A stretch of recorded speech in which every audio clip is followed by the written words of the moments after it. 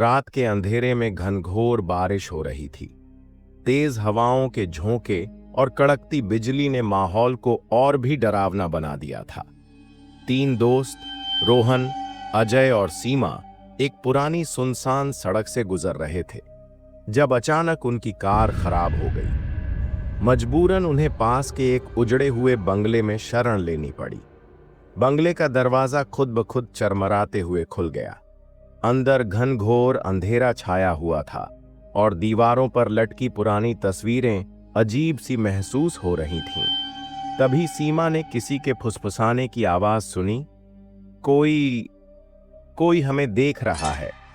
उसकी आवाज कांप रही थी। रोहन ने टॉर्च जलाई और तभी सीढ़ियों के पास एक परछाई हिलती दिखी। तीनों के रोंगटे खड़े हो गए। अचानक एक भयानक आवाज गूंजी। तुम लोग यहां क्या कर रहे हो? अजय ने हिम्मत जमाते हुए पूछा। कौन हो तुम? जवाब में दरवाजे पर जोर की दस्तक हुई। जब रोहन ने दरवाजा खोला तो बाहर कोई नहीं था, सिर्फ बारिश की बूंदें गिर रही थीं। पर जैसे ही उसने दरवाजा बंद किया, पीछे से सीमा की चीख सुनाई दी।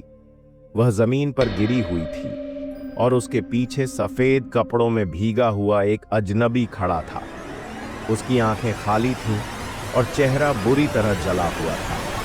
उसने कर्कश आवाज में कहा, तुम यहां से भाग नहीं सकते।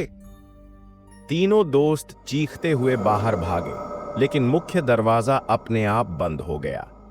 अब वे उस डरावने बंगले में फंस चुके थे, शायद हमेशा के लिए। बाहर बारिश की आवाज और अंदर के सन्नाटे ने माहौल को और भी भयानक बना दिया।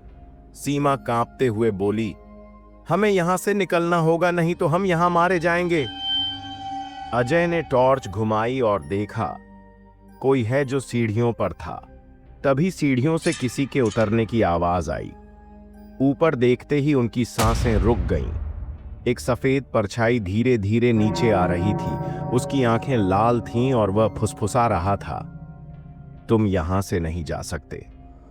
रोहन ने एक लोहे की रॉड उठाकर भूत पर फेंकी, पर वह भूत वहां से गायब हो गया।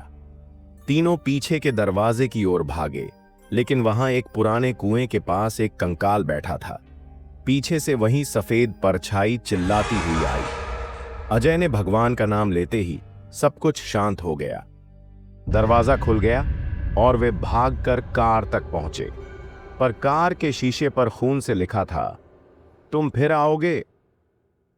वे पैदल ही भागने लगे, लेकिन जंगल में रास्ता गायब था। एक बूढ़े आदमी ने उन्हें अपनी जीप में लिफ्ट दी और वहां से बचाया, पर बाद में पता चला कि वह खुद 50 साल पहले ही मर चुका था। अगली रात सीमा ने खिड़की पर खटखटाहट सुनी। आईने में वही जली हुई शक्ल दिखी। रोहन के फोन पर मैसेज आया, खिड़की के बाहर देखो। जब उसने देखा तो एक बूढ़ी औरत खड़ी थी, जिसकी आंखें सफेद थीं। वह फुसफुसाई, अब तुम्हारी बारी है। तीनों को एहसास हुआ, यह खेल अभी खत्म नहीं हुआ था। बारिश की हर रात वह आत्मा उन्हें वापस बुलाएगी, और इस बार शायद कोई रास्ता नहीं बचेगा।